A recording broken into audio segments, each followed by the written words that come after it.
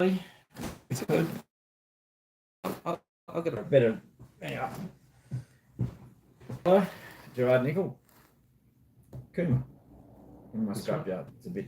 I made the perilous trip along Coombe Road to come and visit you. Yes, you did take your life into your I had to own visit hands. the mechanic after my trip. Yep.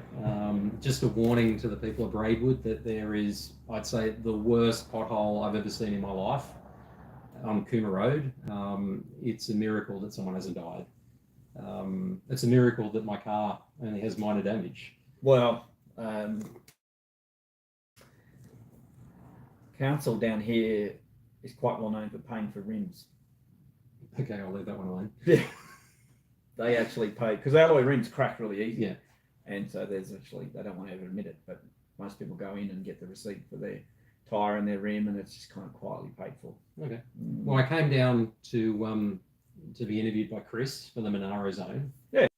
Did the swearing in, Gerard's a JP, so when I was first elected as a councillor, you remember, Gerard came down, we went outside the general manager's office window. There was a security guard. The riot squad. The riot squad that locked the door, that sent the staff home. Apart from that one staff member that came out and gave us a mouthful. Yeah. Well, I think she was a staff member. That was the last time I was down here. And I'd like to be down here more often. It's just Coombe Road. If I go through Canberra, I add half an hour on, but I think I'd probably rather do that than risk Coombe Road. Well, yeah, the Monaro Highway, it's better, but it's a nice, quiet. I like going the back way. Oh, yeah, so Gerard lives up at Bombay, which is out of Braidwood. And he's had a long chat with Chris, a long form interview. The point is, he wanted to share his opinion. So Gerard has volunteered to come down and do this today. And I think the people of our area need to respect the commitment of people like Gerard, who are all around the state. There are other people in quite a lot of other areas that are looking at the news and going, they ring me up and they go, "Are you okay? Sure, you know what you're doing, and why are you trying to fight to be a councillor?" So I think we had that chat the other day. We have that chat on a regular basis. It's like, why are you even bothering with these losers? That, you know, a big part of my life is, you know, play stupid game, win stupid prizes, and, you know, sayings like that, that, you know, why would anybody do this? And look, I know the answer to the question when I ask it, that I think I'm just doing my due diligence of saying to you, why are you doing this? I know that you suffer a moral injury every time you deal with these people. And the common sense thing to do is to walk away and just think, well, look, you know, I probably have the resources to overcome them. And then you start thinking about people who don't. Like you start wondering about, you know, I had a problem with the road and it took me 4 or 5 years to get it fixed. You know, I nearly died, drowned a few times along the way. But I got it fixed, and a lot of people said, "You'll never get it fixed." I got it fixed. And you nearly drowned even last year. I nearly drowned last year. Because you were trying to cross, Gerard lives up a pretty wild and woolly track, and there's a couple of culvert crossings that should be culverts. And yeah, he went to cross through thinking that it was fine, and I think the car got washed away. No, well, what actually had happened, I have 3 creek crossings to get to my house. And it's interesting because people say, you know, why did you buy in this area, right? Well, the first thing is that if there's a house there, someone's going to buy it, right? Just the way the market works. If it's $5, someone's going to buy it. The house was built there. No neighbours. That was the big selling point for me. So look, I don't live in a shack. I have a really nice house, but it's a very unique house and probably should never have been built. That really, if the council had have done their due diligence, the house should never have been built there. Well, until the road was upgraded. Well, you know, the councils don't want to support people who live like me. But at the end of the day, if it wasn't me, it could have been a single mother, right? Because if the person who wanted to sell that house, who built it, wanted to sell it, at some point in time, you reach a point where it's not the crazy people like me who buy it. It's the desperate people who are just trying to make it work. So it could have been a nurse from town. So, and it's more than that. The council allowed it to be there. Correct. It's fully approved. So the interesting thing is that once a house is built there, it's a house. We're in a housing crisis, right? Which pays rates. Yes, correct. Right. And has an expectation of some service. So someone will say to me, well, look, you should expect crummy roads and you should expect to almost drown trying to get in and out of your property, right? Oh, that's a bit because when you bought the house, that was your choice. And it was my choice. I have the means to live in most places, right? I live there because it's unique and I love living in the bush. But hang on, here's a really key point though. Because you've got means, if you wanted to, you can put a bridge over that creek. But I can't. But you're not allowed to. Correct. And that's when I bought that house, I was clueless, right? I just thought, okay, I've got the means, whatever. I didn't even know where my property started and ended, right? I hoped that the house was built somewhere in the middle of the 400 acres. But the fact is that if I didn't buy it, someone with way less means you would have hit a point where someone would have bought it, right? And it could have been one of the nurses we have in town who live in caravans because they can't get accommodation. So it gets down to the point 300,000, 200,000, 100,000. It becomes a bargain. Right, it becomes a bargain and someone moves in there. And then all of a sudden you've got a nurse from town who's almost drowning trying to get in and out of a property. So you've fought the council for many years and you've got to a point where there's a relative solution. Well, I've got to a point where my problem is solved. I don't by any means have the worst road problem in my area, right? That's not to say it's not a bad problem, but there are people who have way worse. And there are people where there are 50 or 60 people who live on a road who have road issues as bad, if not worse than mine. Yep. Right? So. And how many people ring you up and ask for advice? None. No, nobody rings up and asks for advice. Do you want his number? Right. That nobody wants to know the formula that I followed to get the problem fixed. Did the council, your council, which is up in Queanbeyan, did they react positively to your solution? Did they incorporate the solution into their policies or their planning systems? No. They're probably approving houses as we speak that have the same potential problems. And that's the thing, is that these councils, they don't learn. Right, so what they do is they go, oh, well, look, it was a mistake that we approved that house. It should never have been built because we don't have the resources to facilitate access to it, even though it's technically our job to do that. But don't you dare not pay the rates either. Well, that's a whole other issue. But like the reality is that you did approve it and you did take on that commitment. And the interesting thing about my property was that council could have squeeze $200,000 or $300,000 out of the people I bought from to build a road, to upgrade the road, right? But they didn't. So that was really a bonus to the people who built the house. And really, if they had been made to pay that $200,000 or $300,000, they would not have built there, and that house would not have existed, right? But it does exist. So the council made the mistake. Now, council's go-to thing is the Civil Liabilities Act, which is, I think, Section 42, which basically says that if council don't have the means to show the required duty of care, they don't have to. And that's pretty much how they get out of everything. Right? Yeah, it's a get out of jail clause. But it's not.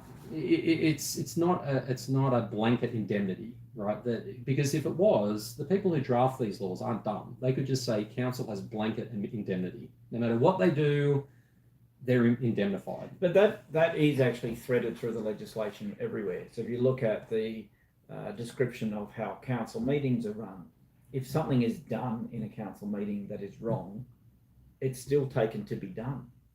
If somebody puts up a motion and advances a decision and everybody votes for it and it's unlawful, it doesn't matter. It's still done. It's the biggest, the amount of hours I've spent thinking about this, that the crazy thing is that essentially these people have no responsibility whatsoever. Because there's no accountability. Okay. But on the other hand, when you ask them to do something, their response is, I couldn't do that because I could be held accountable. So I don't really know whether they think they're accountable. I don't think they really know. And I think that the Civil Liabilities Act, Section 42, is written in such a way that it's so unclear. This is because we live in a country where litigation is so overwhelmingly expensive. This is just so untested And I think this is what's happening in your council at the moment with the person suing over the water tank, is that I have real concerns for that person, because that person doesn't, that person is not a person of means. They're suing the council on a test case, which really, if we had a good legal system in this country, should have been tested decades ago. Yeah. That where does the Civil Liabilities Act begin and end in Section 42? So the analogy I use, or the example I use for the Civil Liabilities Act, Section 42, is that if council have a toilet block, and apologies to you because I know you already heard this, if council have a toilet block, everybody knows that if you don't clean the toilet block, you'll end up with syringes and, crap everywhere, and it becomes a risk to life. So obviously the council can't afford to have a full-time restroom attendant in every public toilet. So if without the Civil Liabilities Act, that you could sue them because there wasn't a restroom attendant. And I get it, that maybe they only need to put someone in there once a day, right? So what they do is they create a policy, we only clean the toilets once a day, and that if you sue them because there was a syringe left there overnight, they can say, well, we only clean it once a day, that's all we can afford to do, then they can claim an indemnity that against that. But to then say we don't have the resources to clean that toilet in any way, we're just going to leave it to the elements and we're going to keep it open, I don't think the Civil Liabilities Act accommodates that. I don't think you could say that we're now going to do something that's completely negligent and hide behind the Civil Liabilities Act. But then, so you are correct, but then who has the money to sue because the toilet wasn't clean? So this is where we come back to that, very, very different to America. It is frightfully expensive to conduct legal actions, particularly against councils who have unlimited money. Yes. And the problem then, it's a self-regulating system, but the regulation is against the people, because the people are not encouraged. And the victories, you hear a couple of victories in any given year, and they're so thin and they're so few and far between that there is just no motivation. And that creates a huge moral hazard. So what happens in the end is that maybe at a time, I think what used to happen was the councils were so corrupt that you could get everything fixed with a case of beer, right? So what's happened is now we've shut down the case of beer option. There's no leverage to get any problem fixed. So in my case with my road, or I should say council's road that goes. How many cases of beer did it cost you to get it fixed? None. I got it done for no cases of beer. Oh. And that's the issue is that problem could have been fixed for $2,000, which I was willing to pay. So it would have cost council nothing. They could have marked it up, charged me $10,000. I would have paid it. My neighbour would have paid it, because it was way cheaper for us to pay them $10,000 to do it. What did the solution end up costing for your road? The state government spent $100,000 resurveying the road because their tenant had an issue because one part of it was 10 metres out of alignment. They then spent, I think, $350,000 upgrading it. And it only goes to my house currently. There's a few other properties there, but it's basically goes to my house. So we're talking $500,000. Right. So correct, and that's not to say so it went from $2,000, which I was going to pay, which you were going to pay, to $500,000, which the taxpayer pays. Correct. So I never expected the council to fix this, because at the time it was a Crown Road. So what happened was, I'm saying, well, look, okay, there's a belligerent neighbour who's put a nuisance gate across the Crown Road, which is the only way in and out of my property. He's a Crown tenant, right? You could just cancel. Like, the Crown could have stepped in and just, without cause, terminated his agreement. So there's a lot of those problems around the Lower Monero here too, actually. That's why it's relevant. Okay, I get it. They didn't want to do that, right? So he's got a gate there. The road's meant to be 10 metres the other side of it. I go, well, look, how about, the first thing I said to Crown Lands is, I'll just get a bulldozer and I'll bulldoze where the road's meant to be. And Crown Lands came back and said, well, that's major works. You can't do that. Only a roads authority can do it. Which is the council. Right? So I didn't want to do it. So I approached the council and said, look, how about I give you the money and you get the bulldozer driver to bulldoze this road, and it's happy days. This problem, which I must say existed for a decade before I arrived, right? This has been ongoing for a long time. I just didn't know about it at the time because the council had participated. The council had actually issued an occupancy certificate on my property.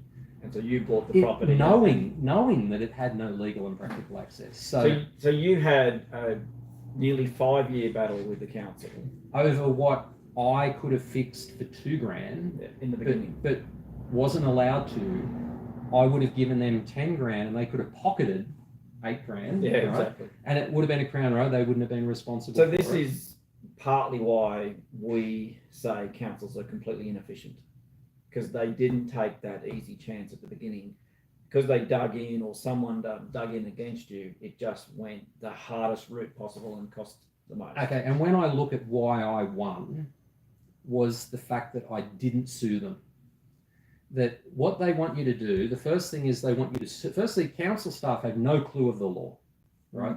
They completely rely on their insurers, right? So when you have a particular problem, they are trying to get you to sue them, because the minute that you sue them, the issue becomes a problem for their insurer.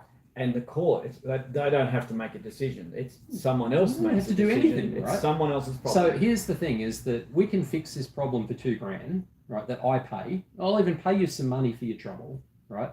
And they go, should have been the case. What's in it for us, right? And that's the thing: is that in a sense, had I had the ability to bribe someone, I would have saved the state $500,000, yeah. right? So if I had been able to say, go into the council and go, how many cases of beer do I need to get you guys to even think about resolving this properly? So then you kind of think, well, how did we go from a thing where people could fix things with a case of beer to a thing where the government are forking out $500,000 because the council staff have no incentive anymore to fix problems?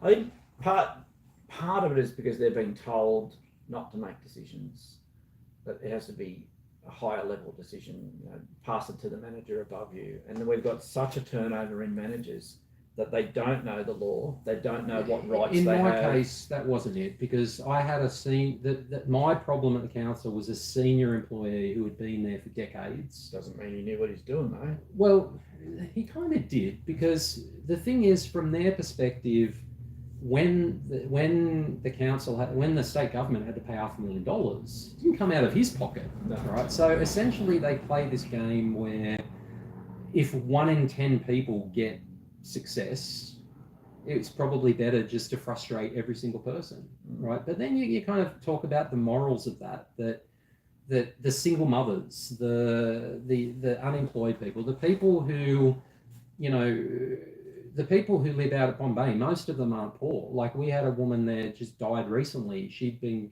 dealing with breast cancer for a long time. Her ex burnt her house down in a domestic violence dispute. So this is someone who, was really quite disadvantaged. How can a council screw someone like that around?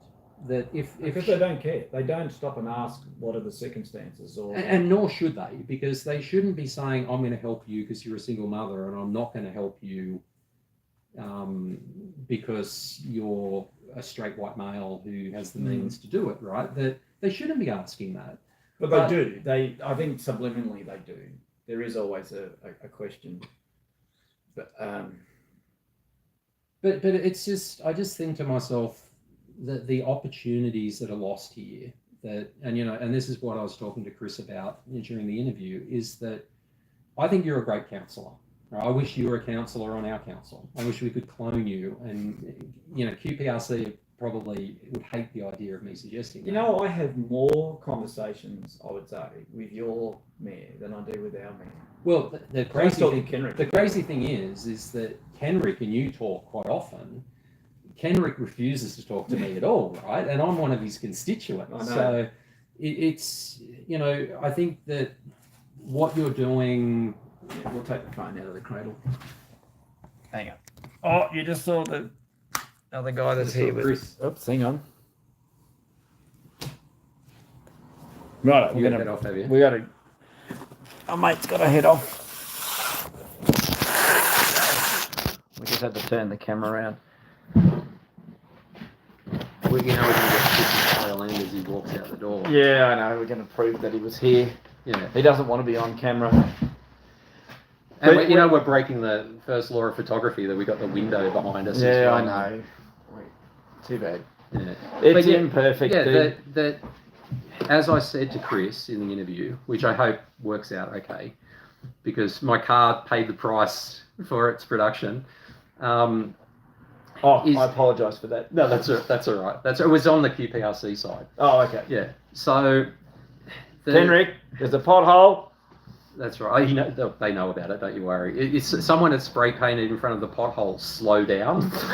Right. I'm not joking. This is the worst pothole I have ever driven over. So we just need someone to plant flowers in it now, and it'll get fixed. Chris. Great to meet you. Good to see you, Joe. See, look, there he is. That's the man of the Monero zone. Bing. Yeah. So. You missed. Oh, he doesn't want to go on his camera shot. Back to my praise for Andrew. That look, Andrew is not perfect. That some of the things that Andrew says, even his friends cringe at, and I wouldn't personally say that a lot of the things that he says. But if I had a choice between listening to some things that made me cringe and the good that you do, I would always take the good. Thank you. Because there's a means to an end sometimes, and it is imperfect. But for my defence, someone's just said, "What is this?" It's two blokes having a chat. We both live in two different councils, but same sort of area. We get ignored by our government. State government pushes a lot of the service requirements onto local council. So I'm on the local council. Gerard thought about it and decided that was in no way a good solution to my issues. Yeah, so we've got a fight with my council where our government is trying to kick me off our council, and so we're pushing back. And what they don't like is we create our own media, which is what this is. So Gerard's just done an interview on the Monero Zone, which is recorded and it'll be clipped and put up probably later tonight. It was Chris, who we're trying to get on camera, but he just wants to do audio. So the issue is, how do we share information? There comes someone. How do we share information around the media block? So we've got national news putting information up about our town, and at the same time we've got politicians in state parliament saying that guy's irrelevant, he only got 111 votes. The point is, I got enough votes to get onto the council, and it's a small council. Well, how many did you get? I got. How many primary votes did you get? I thought it was more than 111. I thought it was 160. Let's say it was 160. It doesn't matter. Remind me how many votes Ben Fordham got. How many did you get, Ben Baldwin? Ben got 0 votes. 0 votes. Right? How many did Nicol overall get for our local council? 0, right? So that's the thing, is that if these people don't like people like Andrew, they're free to run themselves. And that's the thing that often gets thrown back at residents, that if you're a resident who doesn't run for council, say like myself, so I run a Facebook group in Braidwood. So if you say anything critical of council or the councillors, there will inevitably be some biddy who jumps in and says, well, if you don't like it, why don't you run for council, right? And you go, you know why? Because I've got better things to do, right? I'm not going to fight tooth and nail with a bunch of other losers to be a councillor on some shithole council in Queanbeyan, right? That's not what I want to do. And right? Queanbeyan is actually a city. It's a pretty big space with 35,000 people. Right, but really, there's no prestige in it from my perspective. Why would I want to do it, right? So that I could get like 20 grand a year for having to deal with half-wits all the time? It's not worth it, right? So if I've got a road issue that I'm paying my rates and I want to get it fixed, and you say, for Christ's sake, can someone just fix the road? And someone comes back and says, you have no right to expect your road fixed unless you run for council. Well, then the system's broken. But I don't want to run for council. I just want my road fixed, right? So that means you could only fix 11 roads because there's only 11 councillors. So the fact that that is a good point too. The fact that there are people like Andrew who, when I say, if I lived here and said, can I get my road fixed, is going to actually listen and understand what my issue is, and also be honest back as well. So if I'm asking for something that's unreasonable, Andrew's going to go, mate, you're pushing your luck here, you're asking for too much. That I have that honest relationship with the councillor. And that's actually another thing that I kind of want to discuss, which I wish I had discussed with Chris. Well, that's a hard one. So at Amenity, I went out to a community meeting and they were reminding everybody they want their pool covered and heated and they want it open longer. I'm trying to say to them, that's not in anyone's budget. And the last bit of money that we got to cover in the Cooma pool, we got that 6 years ago, hasn't been spent, and we can't cover the pool because we have to replace the filtration system first. And then when they went to look at the filtration system, they can't find the drawings for what's already there. So it's a full greenfields, dig it all up, find out what's there, and probably rebuild the whole pool. So we went from putting an enclosure on the pool to we can't afford an enclosure for another 10 years. We have to rebuild the filtration system first. And you know what? I think to myself that there's, basic equity issues here that really, from a health and fitness perspective, like in Braidwood, we have a lot of, I think over half our population is over 60. So we have an aging population. Now, every once in a while, you get someone comes on Facebook and says, look, I do aqua aerobics. I'd like to do aqua aerobics in the Braidwood pool. What would it take to get the pool heated? And the community step in and go, the council's broke. People should just drive an hour to Queanbeyan or an hour to Bateman's Bay. And you just think to yourself, maybe old people in Braidwood should be able to have a heated pool. And I think that's, I think... So the problem is, I would imagine, same with Cooma, the councils haven't maintained these pools for decades. So they now do not comply.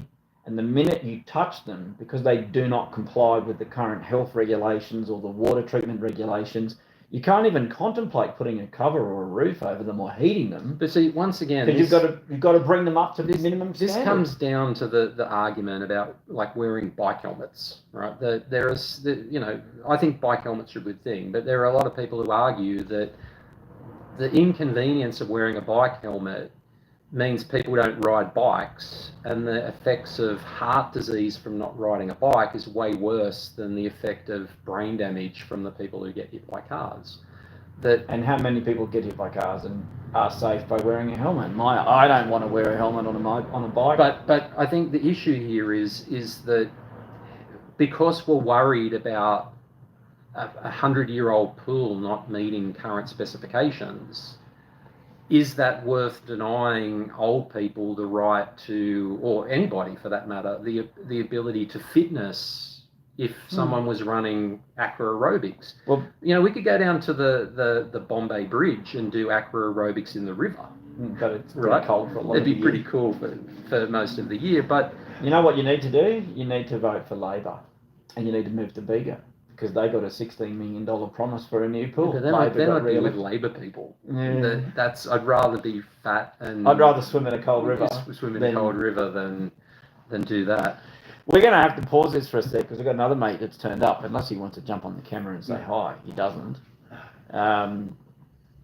But we were just making a quick chat. We should come back in a little bit and do a part 2 and just talk about the election, because I haven't talked about the election at all, and a few people are getting annoyed that I haven't said anything.